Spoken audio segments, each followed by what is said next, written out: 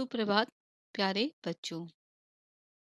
मैं कविता सिन्हा, नगर निगम बालिका inter college गृह विज्ञान की शिक्षिका, आज आपको नाइन्थ क्लास के फर्स्ट चैप्टर गृह विज्ञान के तत्व और क्षेत्र के बारे में विस्तार पूर्वक बताऊंगी। तो बच्चों, आप स्क्रीन में देखिए गृह विज्ञान के तत्व और क्षेत्र। तो सबसे पहले बच्चों, हम जानेंगे गृह विज्ञान का अर्थ क्या होता है। गृह विज्ञान दो शब्दों से मिलकर इसकी उत्पत्ति हुई है, गृह तथा विज्ञान। जैसा कि नाम से ही स्पष्ट है कि गृह का अर्थ होता है घर और विज्ञान का अर्थ होता है व्यवस्थित ज्ञान। इस प्रकार गृह विज्ञान का अर्थ घर से संबंधित व्यवस्थित ज्ञान से है। शुरू में गृह विज्ञान को गृह अर्थशास्त्र, होम इकोनॉमिक्स के नाम से जाना जाता था। घर से संबंधित सभी क्षेत्रों का अध्ययन करना ही गृह विज्ञान कहलाता है।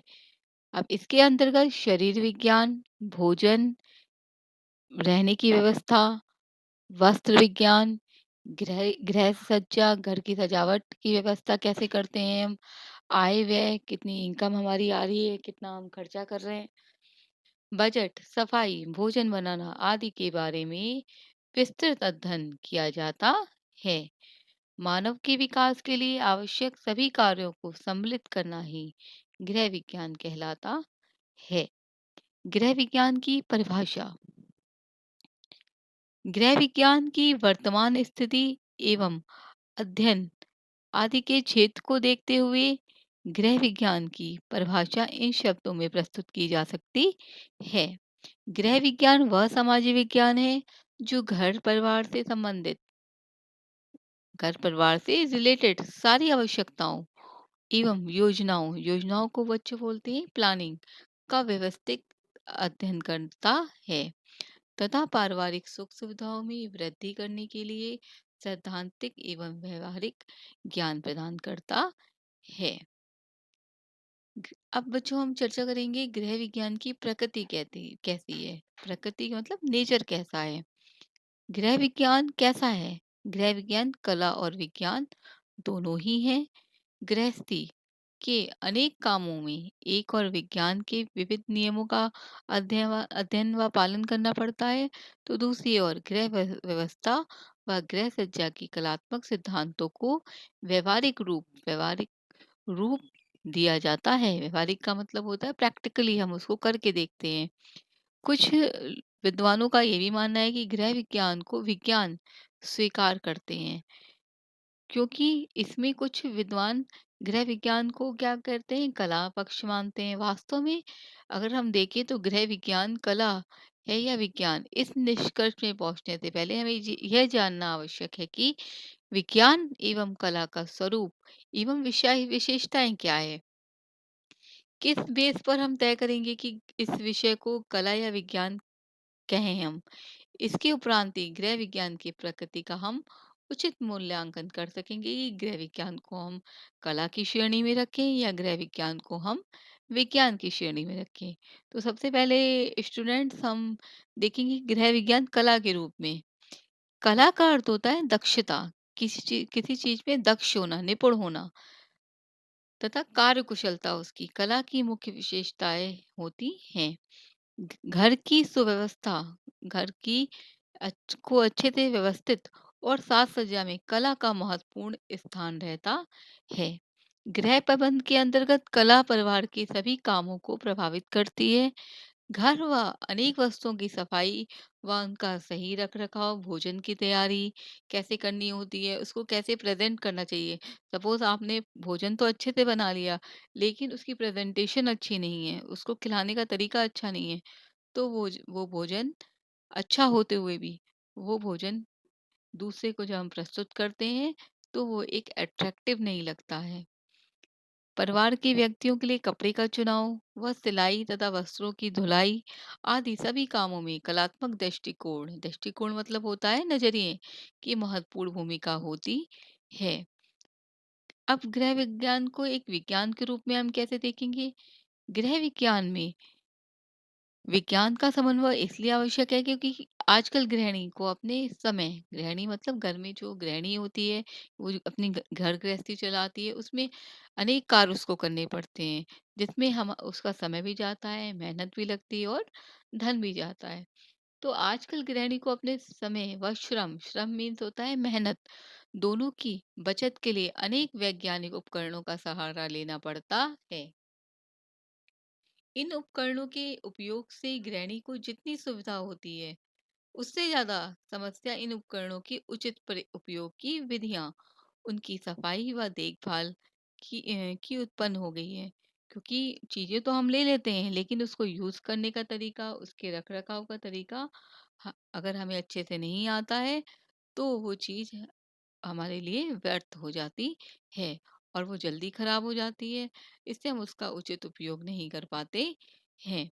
गृह विज्ञान के अंतर्गत शरीर विज्ञान व स्वास्थ्य रक्षा, आहार एवं पोषण विज्ञान, प्राथमिक चिकित्सा एवं गृह परिचर्या मतलब होता है देखभाल आदि विषयों का भी व्यवस्थित अध्ययन किया जाता है। इन समस्त विषयों का अध्ययन शुद्ध रूप से वैज्ञानिक पद्धति का मीन्स होता है बच्चों तरीका से किया जाता है। इन सभी बातों को ध्यान में रखते हुए गृह विज्ञान को एक विज्ञान के रूप में भी मान्यता प्रदान की जाती है। अब हम उपयुक्त बातों से हम स्पष्ट होता है कि गृह विज्ञान ना तो शुद्ध विज्ञान है और ना ही शुद्ध कला। वास्तव में गृह विज्ञान विज्ञान भी है और कला भी है।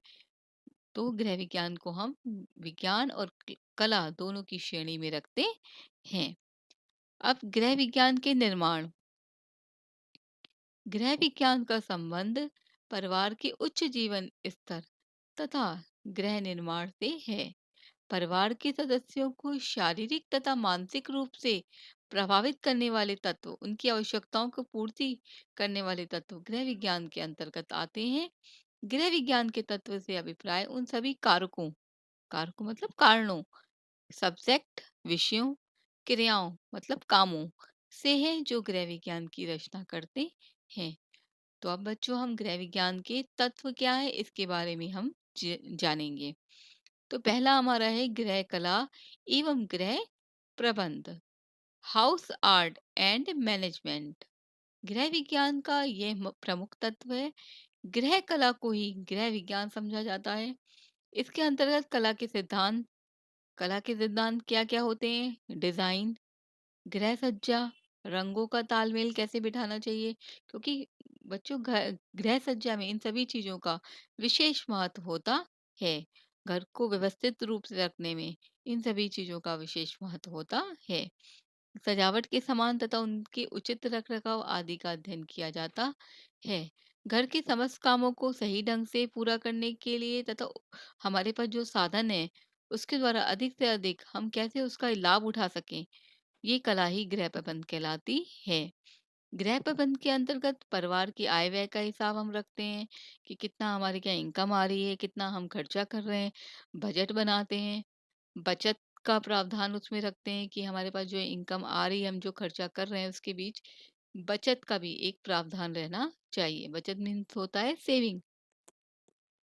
परिवार की आवश्यकताओं का ध्यान रखना चाहिए तथा उनके नियोजन, बैंक व डाकघर की कार्य पद्धति होती है, काम करने का तरीका भी आता है। घर की साफ सफाई की व्यवस्था और हानिकारक कीड़ों से बचने के उपाय आदि का अध्ययन किया जाता है। फिर हमारा सेकंड पॉइंट है बच्चों शिशु पालन और बाल कल्याण। हर व्यक्ति के विकास में शैशव काल का विशेष महत्व है। शिशु काल का बहुत बड़ा महत्व होता है, क्योंकि शैशव काल और बाल काल की कुशल देखरेख एवं सेवा, समुचित निर्देशन तथा स्वस्थ वातावरण की सुलभता पर, सुलभता मीन्स होता है आसानी पर, बालक का उचित शारीरिक व मानसिक विकास निर्भर करता है। जैसे हमारी परवरिश होती है, जिस वातावरण में होती है, जैसा हमें खान-पान दिया जाता है, उसी हिसाब से हमारी शारीरिक और मानसिक विकास निर्भर करता है। और ये तभी संभव होता है जब बालिकाओं को शिशु पालन तथा बाल कल्याण का ज्ञान अच्छी तरीके से प्रदान किया जाए, और ये कार्य गृह विज्ञान के द्वारा प्रदान किया जाता है।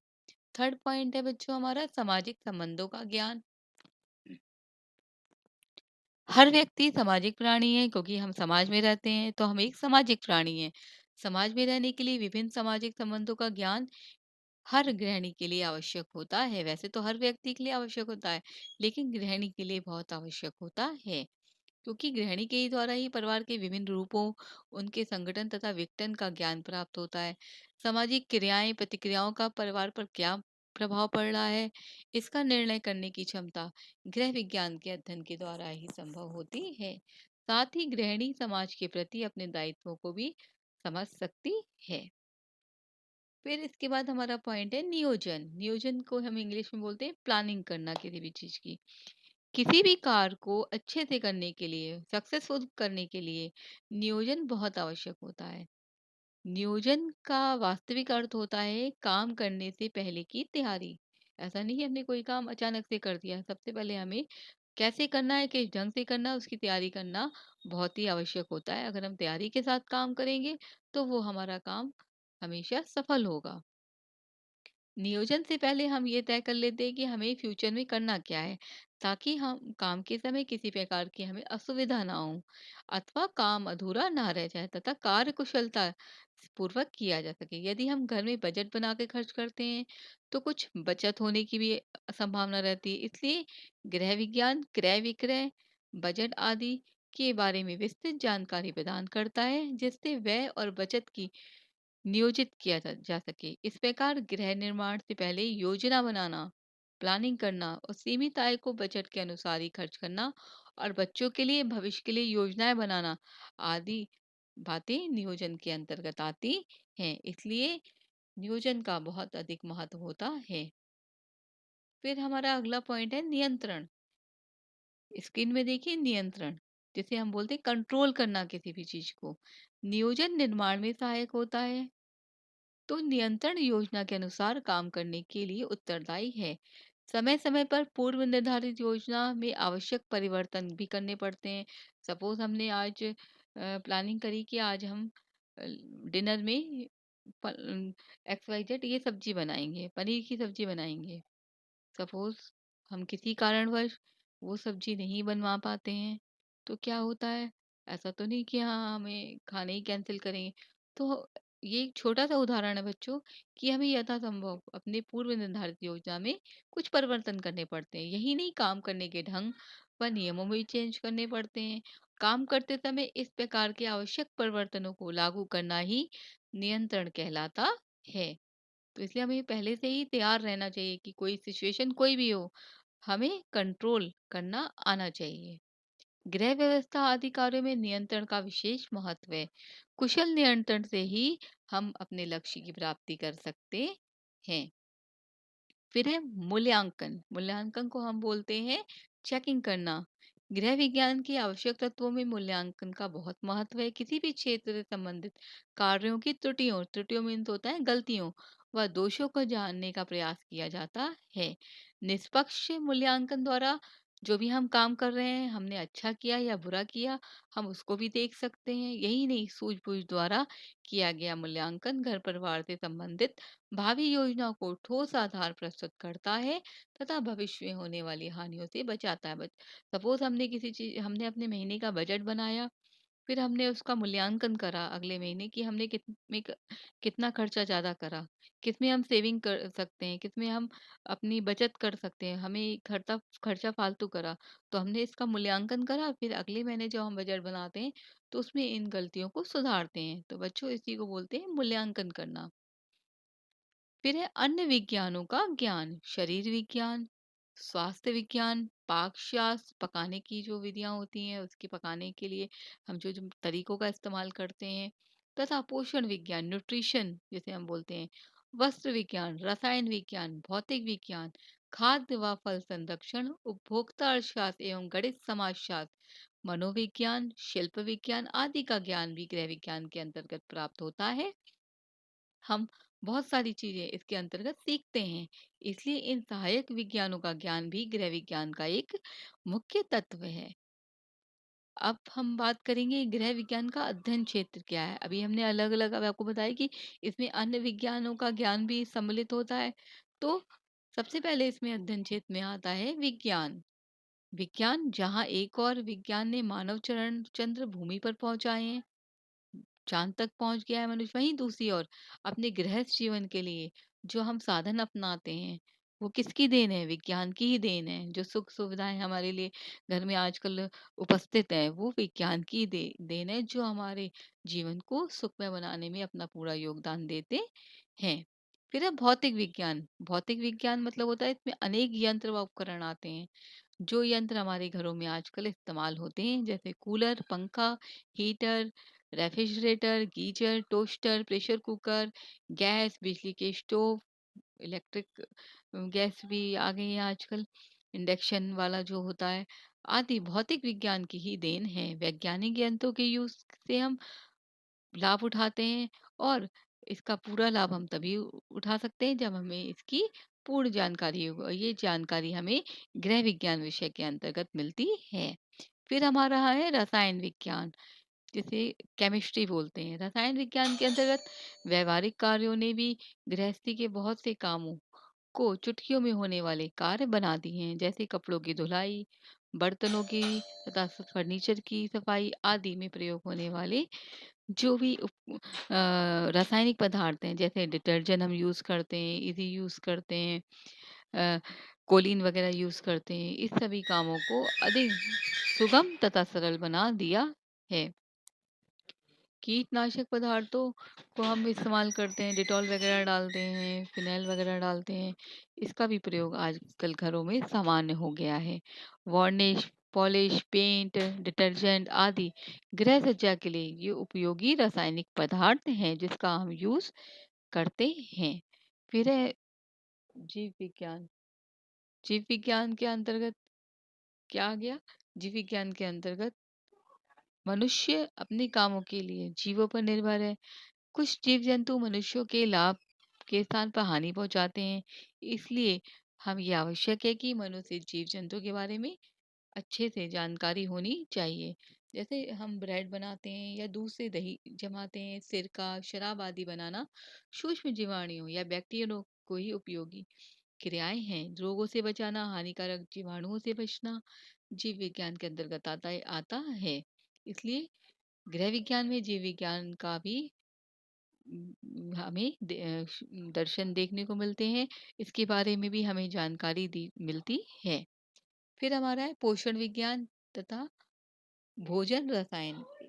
इसके अंतर्गत हमें खाद्य पदार्थों को कैसे प्रयोग करना चाहिए, कैसे हम संतुलित आहार अपने परिवार को दे सकते हैं, किसमें क्या पौष्टिक तत्व पाए जाते हैं, इनका भी अध्ययन दिया जाता है। स्वास्थ्य विज्ञान व शरीर रचना व शरीर विज्ञान, क्रिया विज्ञान।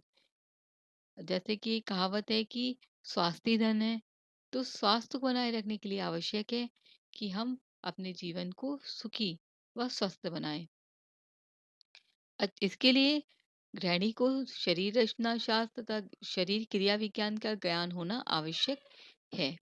उपभोक्ता अर्थशास्त्र एवं गणित, इसके अंतर्गत कंज्यूमर इकोनॉमिक्स के बारे में भी हमें पता लगता है। इन दोनों का समान ज्ञान होने से हमारी जो आर्थिक स्थिति है उसको भी हम बैलेंस में ला सकते हैं। हमें हर चीज का ज्ञान होना जरूरी है। बैंक, बीमा आदि की व्यवस्था के ज्ञान हमें होना चाहिए। बचत करने का प्रावधान हमें होना आना चाहिए। बजट बनाने, आय व्यय का ब्यौरा लिखने, आवश्यक पदार्थों को कैसे हम इस्तेमाल कर सकते हैं, मितव्ययता मितव्ययता से खर्च, मतलब सही ढंग से हम कैसे खर्च कर सकते हैं। उपभोक्ता को अर्थशास्त्र व समान गणित का ज्ञान होना बहुत आवश्यक होता है। समाजशास्त्र तथा नागरिक शास्त्र का ज्ञान भी इसमें पाया जाता है कि इसके ज्ञान की सहायता से गृहिणियां अपने समाज के प्रति अपने दायित्वों को समझती हैं।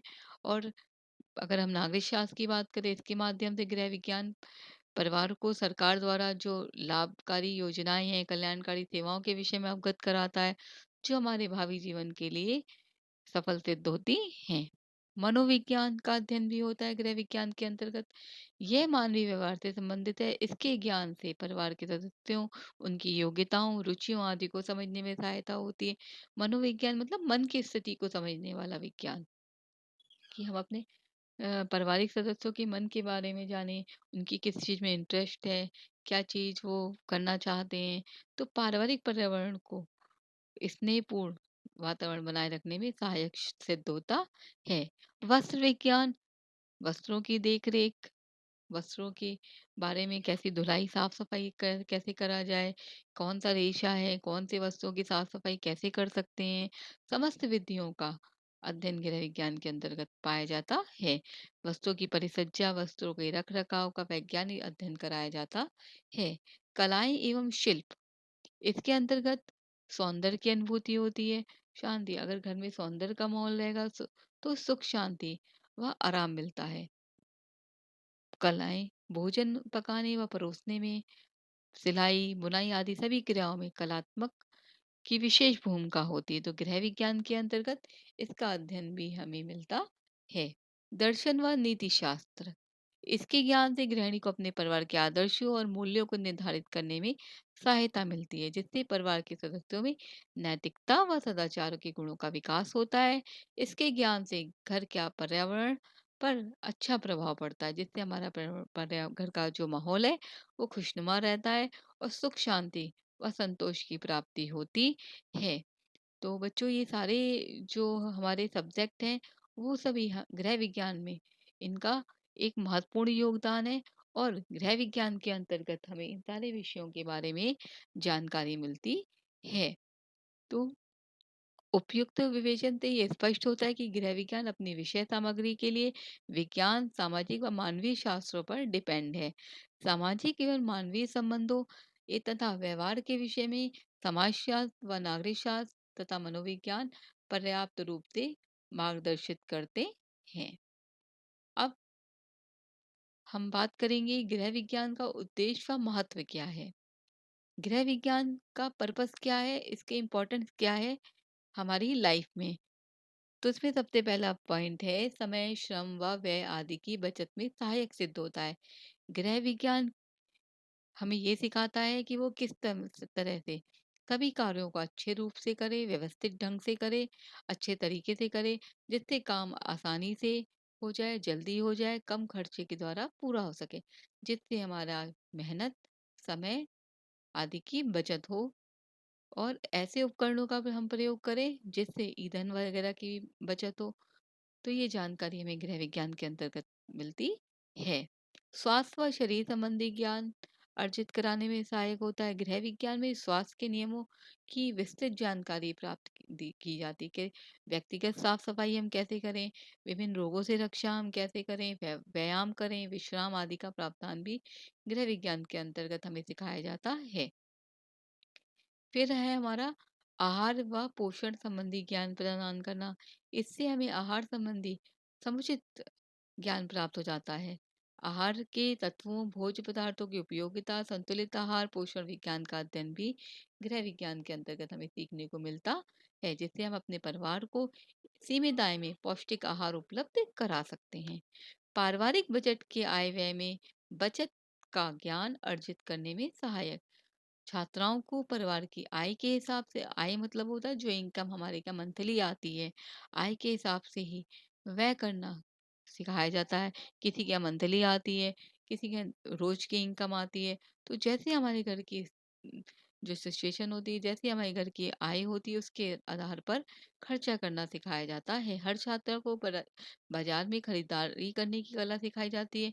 गृह विज्ञान में बाजार से क्रय विक्रय, खरीदना और बेचने की क्रिया को सिखाया जाता है कि कैसे हम मार्केट में जाके डील करें, तथा इसके ज्ञान से छात्राएं बजट के सिद्धांतों से भी परिचित हो जाती हैं। मातृकला व शिशु संबंधी ज्ञान भी अर्जित कराता है, क्योंकि क्या होता है, हमारी जो छात्राएं हैं वो आगे चल के गृहिणी व माताएं हो बनती हैं। लड़कियों के लिए मातृकला व शिशु पालन का ज्ञान करना नितांत आवश्यक है, क्योंकि जिससे वो अपने आने वाले जीवन को सुखमय बनाएं, और शिशु संबंधी ज्ञान बालिकाओं के भावी जीवन के लिए उपयोगी सिद्ध होता है। आर्थिक नियोजन का ज्ञान प्रदान करता है। गृह विज्ञान के अंतर्गत बालिकाएं आर्थिक नियमों व प्रारंभिक गणित का भी अध्ययन करती है, जिससे वो सही से हिसाब लगा के, सही से अपने परिवार का खर्चा चला के, बचत का भी प्रावधान रखें और आर्थिक संकट से अपने घर को बचाए रखें। प्राथमिक चिकित्सा का ज्ञान प्राप्त करने में सहायक। प्राथमिक चिकित्सा क्या होती है? प्राथमिक चिकित्सा तथा गृह विज्ञान का सैद्धांतिक व्यवहारिक ज्ञान गृह विज्ञान के द्वारा प्राप्त होता है। अचानक कोई दुर्घटना के समय जो प्रथम उपचार दिया जाता है वो होता है प्राथमिक चिकित्सा। तो इसका ज्ञान भी गृहिणियों को दिया जाता है कि अचानक कोई दुर्घटना हो गई तो कैसे सूझबूझ से बिना घबराए वो व्यक्ति की सहायता कर प्रदान कर सके। परिवार के किसी भी सदस्य के बीमार हो जाने पर उसकी देखभाल की व्यवस्था की जाती है। परिचर्या मीन्स होता है देखभाल, इसलिए गृह विज्ञान द्वारा प्रदान किया जाता है। ये ज्ञान जीवन भर उपयोगी तथा महत्वपूर्ण होता है। वस्त्रों को तैयार करने व रख रखाव के ज्ञान में सहायक होता है। गृह विज्ञान के अंतर्गत हमें वस्त्र विज्ञान की कला भी सिखाई जाती है, जिसमें वस्त्रों की कटाई, सिलाई, बुनाई, अगर उसमें क्या कहते हैं जोड़ कुछ मरम्मत करनी है आदि का प्रयोगात्मक रूप से अध्ययन, प्रयोगात्मक रूप मतलब होता है प्रैक्टिकली रूप से अध्ययन कराया जाता है। कैसे किस कपड़े को कैसे रखना चाहिए, कैसे उसकी धुलाई करनी चाहिए, इन विधियों को भी सिखाया जाता है। गृह विज्ञान का व्यावसायिक महत्व भी होता है। व्यावसायिक मतलब होता है हम बिजनेस भी कर सकते हैं। गृह विज्ञान की शिक्षा ग्रहण करने वाली छात्राओं के लिए गृह विज्ञान के अध्ययन का व्यावसायिक महत्व भी है। आज काफी संख्या में छात्राएं शिक्षा पूरी करके किसी न किसी व्यवसाय में जाना चाहती हैं।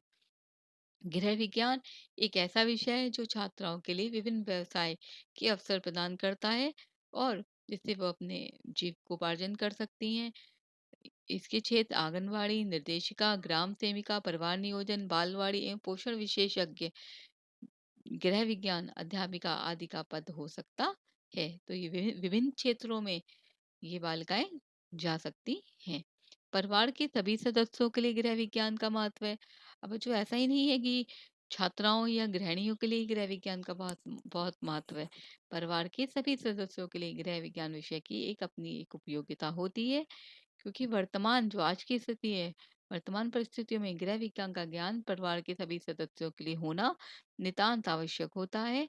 क्योंकि गृह प्रबंध में परिवार के सभी सदस्यों की मिलना चाहिए, सभी लोगों का सहयोग आवश्यक होता है। इसलिए गृह विज्ञान के विषय सभी सदस्यों के लिए उपयोगी सिद्ध होता है। तो ऐसा नहीं है कि सिर्फ छात्राओं के लिए ही उपयोगी होता है गृह विज्ञान विषय, सभी के लिए, परिवार के जितने भी सदस्य हैं उनके सभी के लिए उपयोगी होता है। इसका लक्ष्य परिवार के सभी सदस्यों का सर्वांगीण पूरा विकास करना है, चाहे वो मानसिक हो, चाहे शारीरिक हो, चाहे वो सामाजिक हो, सभी का विकास करना होता है। सुखी परिवार के लिए गृह विज्ञान का अध्ययन अत्यंत आवश्यक होता है। इसके द्वारा आदर्श घर का निर्माण होता है तथा गृहिणी को आदर्श गृहिणी की उपाधि प्राप्त होती है। आदर्श गृह निर्माण ही गृह विज्ञान का प्रमुख उद्देश्य होता है। तो गृह विज्ञान के विषय के बारे में अगर हम अध्ययन करते हैं तो हम अपने आगे आने वाले फ्यूचर को बहुत ही अच्छा बना सकते हैं। तो इसी के साथ बच्चों आपका ये चैप्टर समाप्त होता है। तो आप इसको ध्यानपूर्वक सुनिए और इसको पढ़िए और इसका अध्ययन करिए और फिर मुझे बताइए कि आपको ये पार्ट समझ में कैसा आया। आप कमेंट बॉक्स में लिखिए और इसको लाइक करिए। जय हिंद बच्चों, थैंक यू।